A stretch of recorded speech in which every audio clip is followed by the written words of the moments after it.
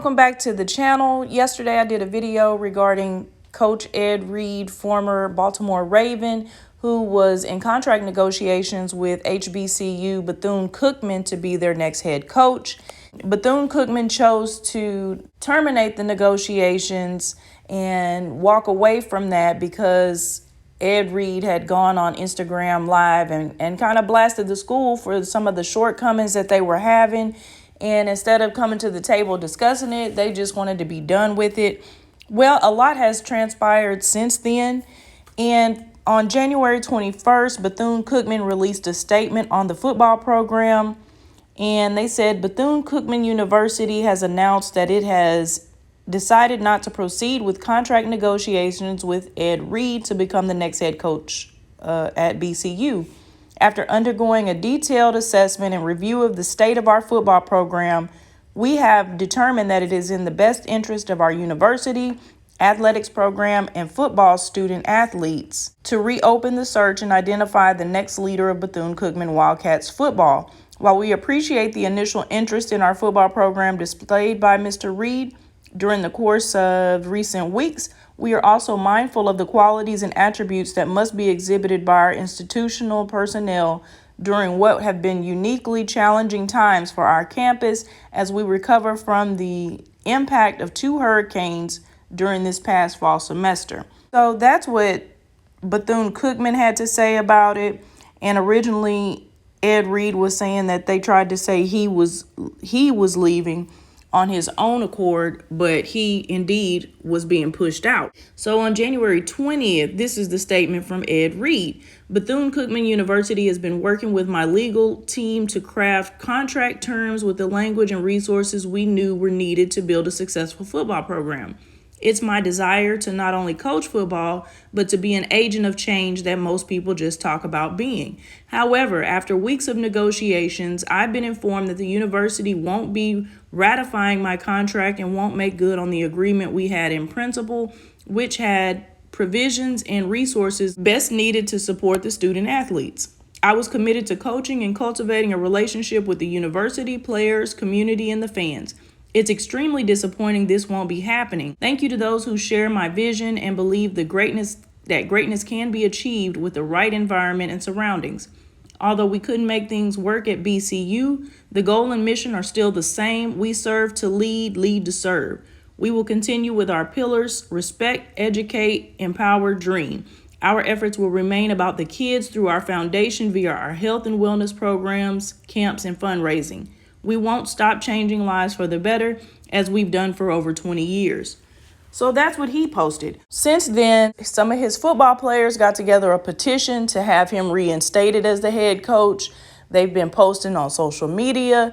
And yesterday there was a protest, not only the football players wanting Ed Reed back, but the students from Bethune-Cookman's campus were there protesting the conditions that they're living in. Mold and mildew everywhere. Roland Martin, Unfiltered, had the president of the university on, and they discussed these conditions and showed some photos. So I'm going to play that video based on fair use guidelines, and I'll follow up with commentary. They angry, protesting, not just football players, but students talking about mold and other conditions. What do you say to them? What I say to them is what I've been saying to them, because I walk the campus every day when I'm on campus. What I say to them is that we're working on the issues. I just invested $250,000 in one of our buildings for remediation of mildew. You know, when you have a hurricane, when you are 80 and 90 degree weather in Florida, the Florida conditions are not like the Chicago conditions. They're not like other places. I'm from the East Coast, so I know what those conditions are. That's mildew. That's not necessarily mold, by the way. Some of that you're showing on the screen is a function of things sitting in water for a period of time. So they're not showing you everything. Yes, there are some of those kinds of things, but you might also see that those portions of the building may not even being used. So again, we are working very diligently to clean up a lot of these things. When I would reflect that the first hurricane, Hurricane Ian, we were the first university to evacuate in the state of Florida.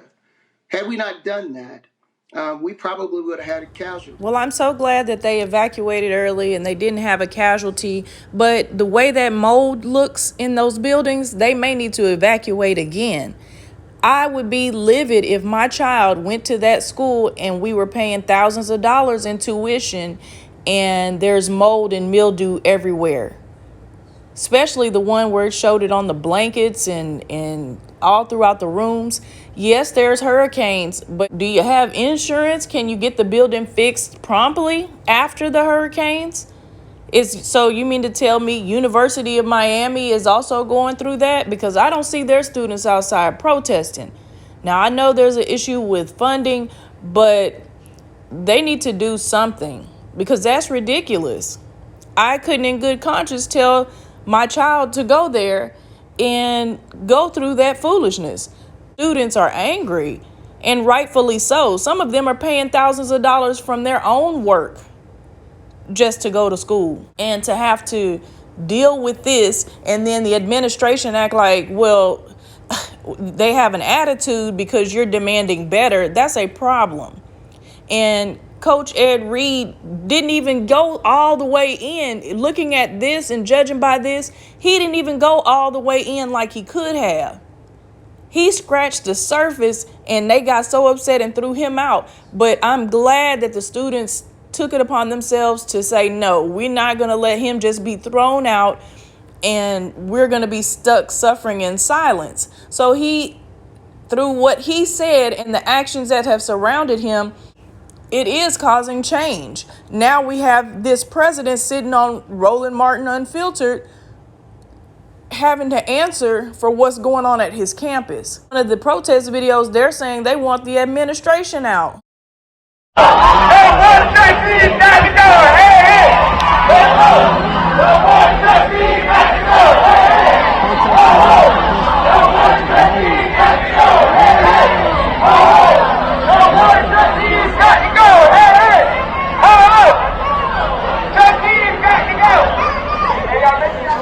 I've been here 29 years, as well as with our current influence.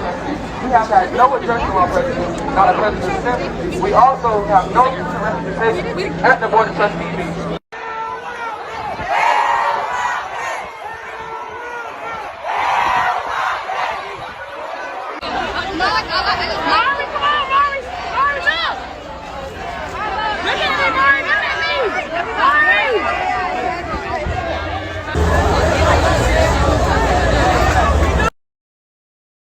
Thanks for watching. Make sure you hit the like before you go. Subscribe to the channel if you haven't already. Let me know what you think in the comments. And until next time, peace.